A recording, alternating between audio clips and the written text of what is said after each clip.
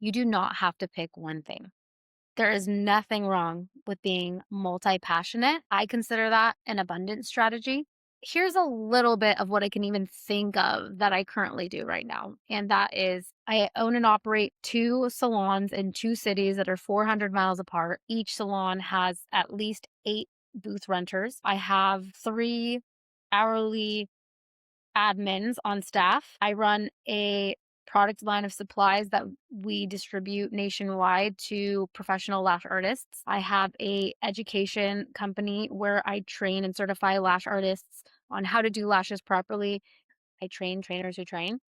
Aside from all that, I'm a tech geek. I lead a lot of our technology in the back end, automations, website building, marketing strategy, analytics. I love all of it.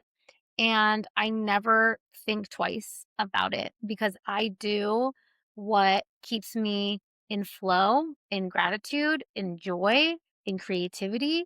I think this is one of my superpowers is that I have so much to do that I can never actually be sad or unfulfilled. I don't spend time overthinking. I don't have time to overthink. In fact, that is sometimes my harsh view when somebody is constantly overthinking and wasting their time. My response is, you have too much time on your hands.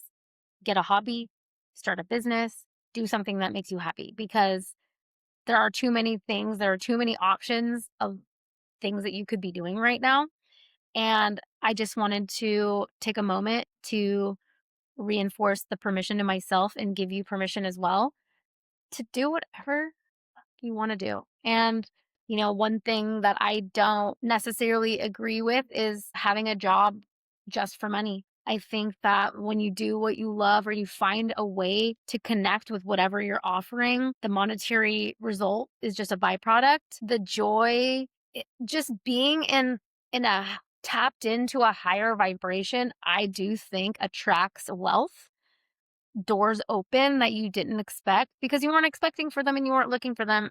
And we all know that what you chase runs away. There's been times in my life where I've had people tell me that I should consider decreasing the amount of responsibilities that I have. I think ultimately that needs to be a personal decision. And listening to those gut intuitions, I think, is important. I don't think you should spray everything at the wall just to see what works either. Not every idea is a good one, but if it's good enough to feel into a positive stream, then go for it and unapologetically. And don't be afraid to fail. Those are badges of honor sometimes.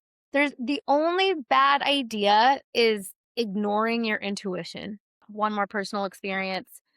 I remember, and this is why you should be selective about who you choose to be in a relationship with, not just romantically, but even platonically. Who are the people in your life that are giving you advice? I was in a romantic relationship with somebody who was very adamant about giving his 2 cents on how I should run my business. And he had a business, he was also a business owner, and the things that he did work for him. But I remember him looking at my business. I was going through a rough patch. So in 2019, I converted my salons from employee based to rental based, which was a huge upgrade energetically and a huge downgrade financially. His suggestion was that I give my business up, that even though that was a pivot point and it was the best point of my business history, and there was a rough spot or a challenge spot or a moment for growth, his suggestion was to get rid of my business to go in another direction. And I almost considered it. I was gonna let this salon go, this salon that I've been here for 14 years, and there is just love dripping out of the walls here.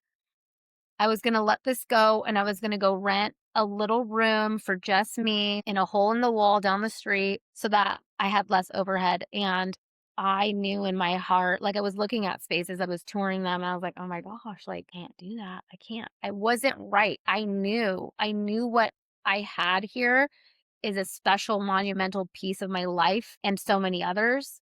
And I followed my intuition. So all that to say is really you should never let someone tell you anything. especially if you're not in alignment. So I invite every person to explore every passion unapologetically. And I'll leave you with one closing question. And that is, what have you been told to let go of that maybe you were never supposed to? This is the evolution of my current journey. And if you're here, I'm grateful for you. I'll see you in the next episode. Bye.